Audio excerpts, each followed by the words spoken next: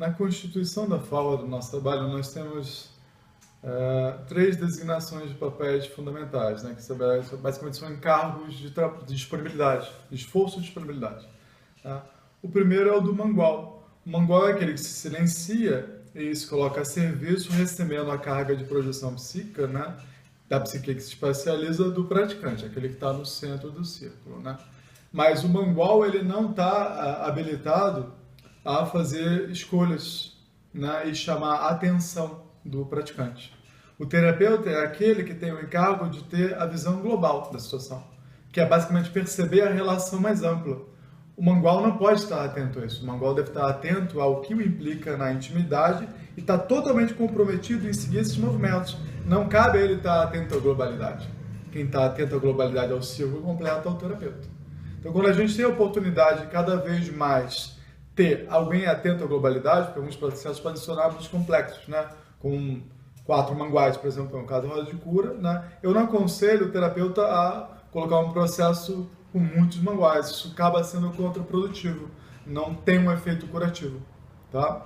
A gente sempre tem que trabalhar na perspectiva de essencializar, porque fundamentalmente o que a gente quer é responsabilizar o praticante em ceder o seu corpo. Quando eu coloco muitos manguais, eu vou, na verdade, levando essas tensões a uma dissipação.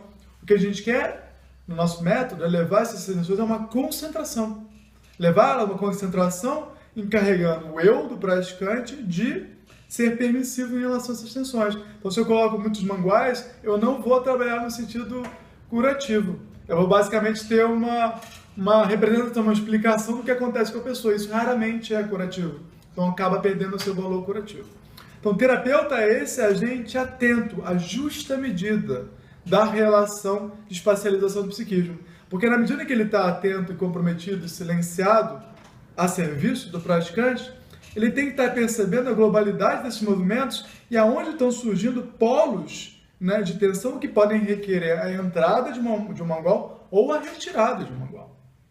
Esse é o papel do terapeuta. Então, o terapeuta ele está sempre atento à relação mais ampla. O mangual ele tem que estar atento a meramente seguir seus movimentos. Ele não pode estar atento à globalidade do que está acontecendo, senão ele não está exercendo seu papel. Então, basicamente, são envergaduras de atenção que vão sendo requeridas. O terapeuta tem que estar muito atento a uma relação mais ampla. Né? O mangual ele tem que estar atento mais ao que está acontecendo com ele e se movendo em acordo com isso. O praticante, a atenção dele vai estar, muitas vezes, condicionada pelo que está acontecendo para ele. Enquanto ele está no trabalho, ele não tem que estar preocupado em entender o que está acontecendo. Ele tem que estar sujeito ao que está acontecendo. O entendimento ele é a posteriori e dentro da medida do possível. Seja pela fala, a troca, né? Na medida que o mangual fala durante e depois do trabalho o que aconteceu com ele, e isso é o terapeuta que vai convidar o acontecimento. Na medida que o próprio praticante revela e escuta o que aconteceu com ele, quando a pessoa fala, ela pode escutar. Logo, um outro lado dela é disponibilizado para acessar esse conteúdo. É muito importante uma pessoa falar. E no nosso método, é sempre o praticante que fala primeiro. Então, acabou o trabalho, o praticante fala, depois o terapeuta pode pedir para o mangual falar, depois o terapeuta pode colocar a sua percepção. E aí pode haver um diálogo. Esse diálogo não é uma perspectiva explicativa do que aconteceu. É meramente uma incursão de significação. Mas essa fala não é explicativa do que aconteceu. Não é o nosso trabalho explicar uma pessoa para ela mesma. O nosso trabalho é representar essa pessoa ela mesma, ampliar a gama de contato com as estruturas internas, no sentido de gerar permissões para disponibilidade. As permissões que não requerem o outro pela projeção psíquica, campo curativo, mas aquelas que convidam o outro a participar da criação, campo criativo. Então, o terapeuta, na verdade, é aquele que assume uma grande responsabilidade, uma responsabilidade cada vez maior, né, no processo curativo. Ele se diferencia do curador, que é um outro papel do nosso trabalho, na medida que ele tem um comprometimento de ritmo com a pessoa. Significa, necessariamente, ele está convidando a pessoa à criação. Essa é uma grande diferença do terapeuta para o curador. A criação sempre acontece, uma cura sempre acontece, mas em medidas diferenciadas. E a gente vê isso na espacialização do psiquismo. Né? O curador não precisa estar atento à criação. O foco dele é mais o processo curativo. O campo do curador, nosso trabalho é representar o eu, a sua própria alma. É comprometer o indivíduo com o seu processo de integração. Então é muito mais a reapresentação, o contato. O terapeuta ele vai ter isso como base, mas ele já vai visualizar o investimento afetivo. Ele vai fazer provocações de serviço, provocações de investimento afetivo, que é o amadurecimento da consciência para transpor a realidade curativa em direção à realidade criativa.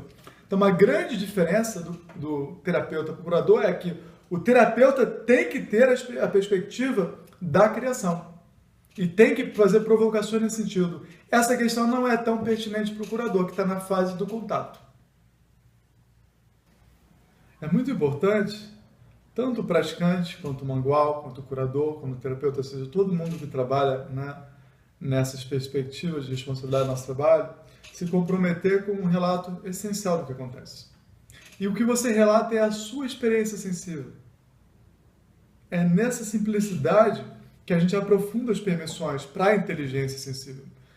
É muito importante você não entrar numa narrativa de explicações e justificativas, ou seja, seca esse campo.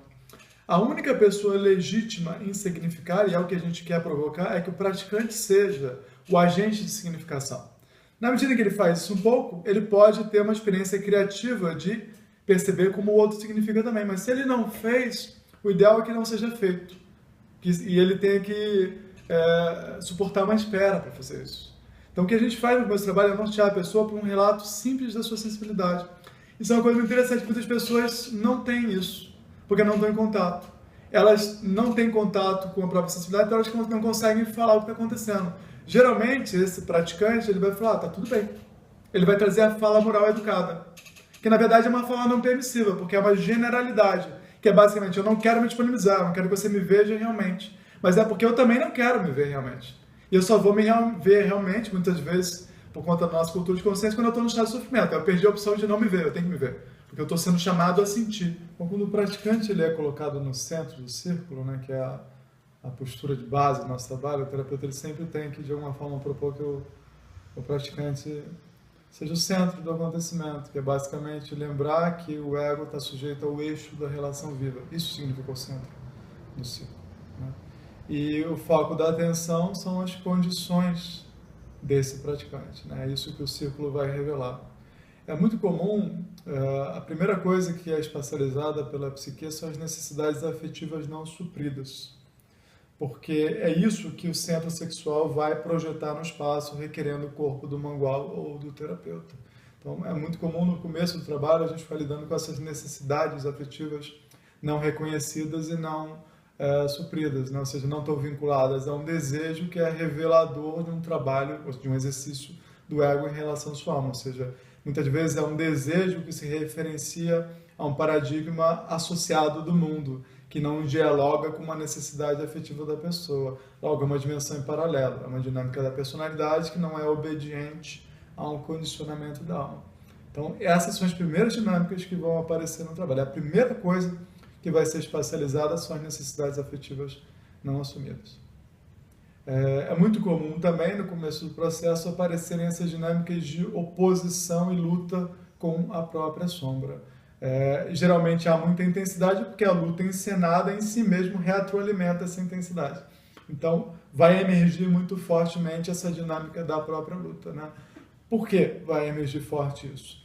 O trabalho mais essencial do ego é o desenvolvimento do amor próprio. Quando ele não está fazendo isso, a dívida em relação à alma é muito grande. Naturalmente, a projeção psíquica desse conflito vai ser intensa. Por isso, são dinâmicas bastante comuns de aparecerem no começo do trabalho.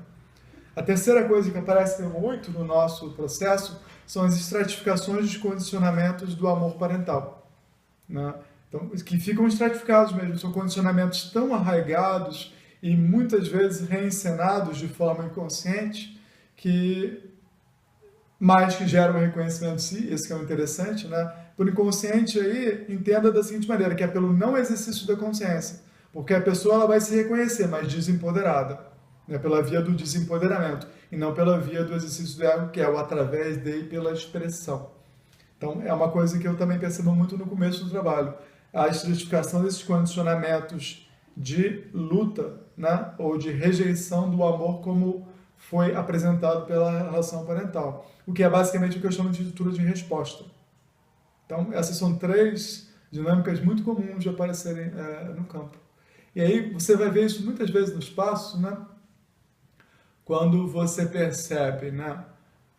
Você pode, por exemplo, você coloca um mangual no norte e muitas vezes vai haver um afastamento da pessoa, ela vai caminhar sutilmente em direção ao sul.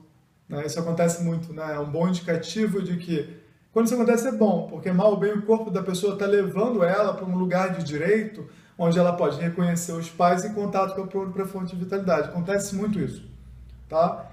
Isso é muito importante, que a pessoa, nesse caminho de direção ao sul, reconheça como ela se sente, porque ela vai poder ver os pais a partir da ótica da vitalidade dela. Ela vai, na verdade, estar relativizando a estrutura de resposta.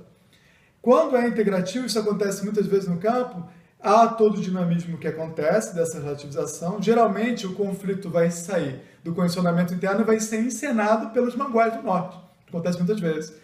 Quando isso é feito de forma integrativa, esse mangual naturalmente é encaminhado para o centro novamente. Houve uma relativização bem sucedida de uma identificação com o conflito parental que impossibilita o meu acesso à vitalidade. E agora eu assumi um pouquinho mais a minha vitalidade e eu posso pensar, vai ser conflito ou conflito amoroso dos meus pais. Não é meu conflito. Eu vou aprender a amar na medida em que agora eu me dedico à diferença. Esse é o amor que me liberta. Se eu estou identificado com o conflito amoroso dos meus pais, eu entro na relação do casal. E isso me impossibilita o acesso à minha própria sexualidade. Então se espacializa muito dessa maneira. Isso você vê muito ali no consultório. Muito comum. Essa é muito, muito comum. Aí geralmente o mangual vai lá, faz as coisas, aí volta para o sul e tal. É muito comum isso. Geralmente quando isso acontece, eu sempre vou trabalhar na perspectiva circular. Eu vou fazer uma provocação de oeste. Eu vou estar basicamente me encaminhando para lá, ou eu vou mover o mangual, se eu tiver um, para o oeste, que é basicamente, opa, então você entrou em contato com isso, agora eu vou te dar uma experiência para você ter a relação interna com isso, do que significa isso uma estrutura afetiva que visa a disponibilidade para a diferença. Então eu sempre vou trabalhar no campo da provocação fazendo o círculo completo, dando experiências de todas essas perspectivas. Mas a mais comum é, no processo curativo, levar uma pessoa a reconhecer os seus condicionamentos infantis, estruturas de sobrevivência afetiva. Ela precisa se representar no trabalho de consciência, que é desenvolver o amor frente ao medo, para poder assumir a própria vitalidade e se conhecer no campo da disponibilidade. Assim ela faz o ciclo completo de renovação da consciência. Então sempre estou atento a isso. Um trabalho que tem grande envergadura é onde eu consegui propor, no mínimo, as 4 perspectivas. E eu sou muito atento em relação a isso. Eu sempre vou dar a maior experiência possível que eu puder dar para a pessoa. Uma outra dinâmica muito comum que a gente observa, aí já como praticante está começando a se mover, né, que saiu da passividade, já está interessado e obediente à sua própria sensibilidade, está movendo o corpo, começam a vir as estruturas de violência para consigo mesmo. Né? E muitas vezes isso vai aparecer nas mãos, né? É muito comum a gente ver esse gesto, né? Esse gesto, assim, muito forte. Isso é uma estrutura afirmativa, é uma estrutura de obediência, mas ela, na verdade, é uma imposição moral. E muitas pessoas vão mostrar isso no campo, muitas vezes com a mão esquerda fazendo isso, ou as 2 mãos dessa maneira. Né? É saudável quando isso acontece, e eu aconselho a você deixar isso acontecer bastante. Tá? Nosso processo de consciência, o conhecimento é secundário em relação a isso. A gente precisa que a pessoa tenha experiência, porque é como o cenário se mostra. Então eu deixo muito tempo, depois eu vou falar, agora abre a mão ou faz esse gesto. Na medida em que eu convido a mão a esse gesto, essa forma é pertinente a um determinado tipo de permissão. A alma entende isso. Então eu mostro a ela que ela é uma relação, e a relação é dual. Ela é 2, ela não é 1, na verdade, ela é uma relação viva.